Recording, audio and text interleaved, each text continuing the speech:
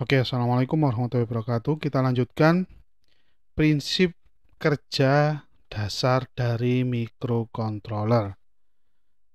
Prinsip kerja dasar dari microcontroller. Yang pertama ini microcontroller digunakan untuk aplikasi khusus. Tadi sudah disebutkan ya, aplikasi spesifik.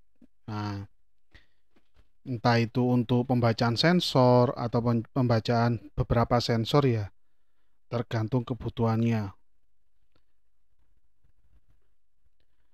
Microcontroller tidak harus memiliki spesifikasi tinggi. Nah, spesifikasinya nggak harus tinggi. Seperti yang ada di komputer, tidak. RAM-nya sekian giga, tidak seperti itu. Karena apa? Karena sebagian besar aplikasi atau penggunaannya hanya membutuhkan clock beberapa megahertz saja. Nanti yang kita gunakan contohnya itu sampai 16 megahertz saja. Untuk Arduino dan AVR ATmega 16 itu maksimal 16 MHz, nggak sampai beberapa gigahertz, seperti halnya yang ada di komputer, giga. Kalau microcontroller masih megahertz. Dan ruang penyimpanan atau memorinya itu kecil, jadi speed clock-nya itu beberapa megahertz saja, maksimal 16 MHz yang kita gunakan nanti, dan memorinya kecil di sini.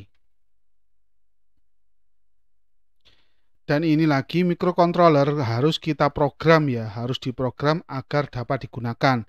Diprogram sesuai dengan kebutuhannya. Anggap saja Anda memiliki 3 sensor seperti itu. Maka microcontroller memiliki 3 sensor dan 2 output, umpamanya seperti itu ya. Anda memiliki 3 sensor dan 2 output. Maka microcontroller Anda harus diprogram untuk bisa menghandle 3 sensor tersebut dan 2 outputnya. Jadi seperti itu. Harus kita atur, harus kita program. Microcontroller hanya bisa digunakan sebagaimana program atau kode yang dituliskan di dalamnya. Jadi microcontroller ini hanya berfungsi atau bisa digunakan sesuai dengan kode atau program yang dituliskan di dalam microcontroller. Nah, contoh jika Anda ingin menyalakan lampu warna merah saat temperatur mencapai nilai tertentu, maka programmer harus menulis kode program agar ketentuan di atas bisa terlaksana. Jadi, umpamanya di dispenser, suhu maksimumnya pada saat memanaskan air, anggap saja 90 derajat Celcius. Nah, 90 derajat Celcius. Maka di microcontroller Anda harus bisa mendeteksi suhu ini, dan setelah terdeteksi umpamanya sudah mencapai 90 derajat Celcius, maka kita punya lampu warna merah ya, di sini lampunya warna merah, nah, menjadi nyala. Jadi lampu atau LED nyala. Nah, jika di bawah ini maka LED mati. Jadi kalau temperaturnya lebih besar dari 90 derajat atau lebih besar atau sama dengan 90 derajat, LED-nya nyala.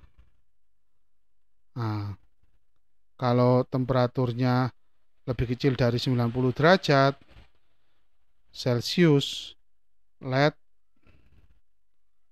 mati. Nah, bisa Anda program seperti ini microcontrollernya. Atau menghandle beberapa sensor tadi, tergantung kebutuhan dan tergantung spesifikasi dari microcontroller yang Anda gunakan. Yang pasti di dalam microcontroller itu clock-nya itu cuma beberapa megahertz saja dan memorinya kecil, sehingga Anda harus memperhitungkan size atau ukuran dari program Anda dan spesifikasi dari microcontrollernya. Oke, jadi jangan sampai nanti spesifikasi microcontrollernya lebih rendah daripada alat yang mau Anda buat. Jadi sistem yang mau Anda bangun atau Anda buat. Jadi Anda harus menyesuaikan antara spesifikasi microcontroller dengan alat yang mau Anda buat. jadi seperti itu.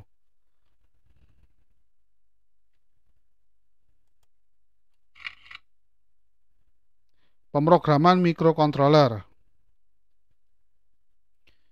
Yang pertama, kode mikrokontroler ditulis pada IDE dan bahasa pemrograman tertentu. Contohnya bahasa C, Basic, Assembly, atau bahasa yang bahasa bawaannya Arduino.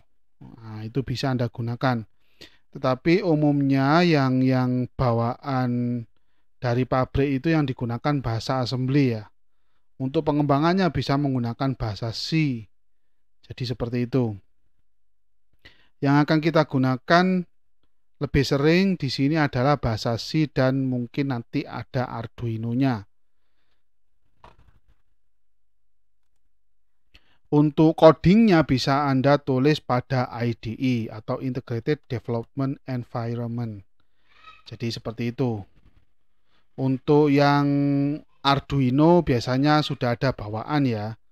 Arduino itu biasanya sudah ada bawaan. Atau kalau AVR bisa Anda menggunakan Atmel Studio atau AVR Studio. Nah, atau bisa menggunakan CV AVR, CodeVision AVR. Kalau Arduino sudah ada bawaannya, softwarenya, IDE-nya. Oke. Nah, tugas IDE, Integrated Development Environment, itu menginvestigasi error, ngecek errornya yang ada pada kode program Anda. Kemudian apa? Kemudian menerjemahkan kode program yang Anda tulis tersebut ke dalam kode biner.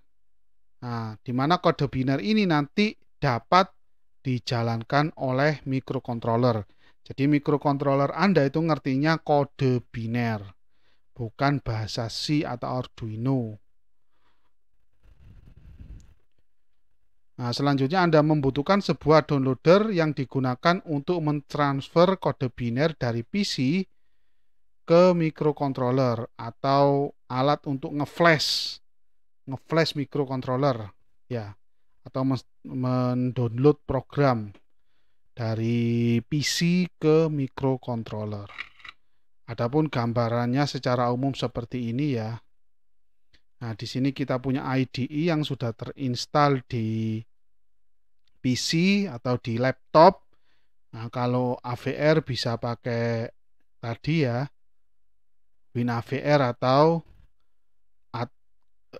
bisa menggunakan, AVR Studio atau Atmel Studio. Dan kalau Arduino bisa menggunakan Arduino itu sendiri, sudah ada bawaannya software IDE-nya. Selanjutnya Anda butuh downloader. Nah, downloader ini dihubungkan dengan mikrokontroler ini secara umum saja. Jadi yang berfungsi untuk ngeflash itu ini downloadernya, dihubungkan dengan komputer dan mikrokontroler. Kalau sudah programnya di-download dari komputer ke mikrokontroler, maka mikrokontroler akan bekerja sesuai yang ada pada program Anda. Ini untuk menulis program ya, IDE. Program salah satunya ini, fungsi salah satunya untuk menulis program. Tadi juga untuk menerjemahkan dari program Anda menjadi kode biner, itu juga salah satu fungsinya. Oke, mungkin sekian untuk bab pengantar kita kali ini, pengantar mikrokontroler.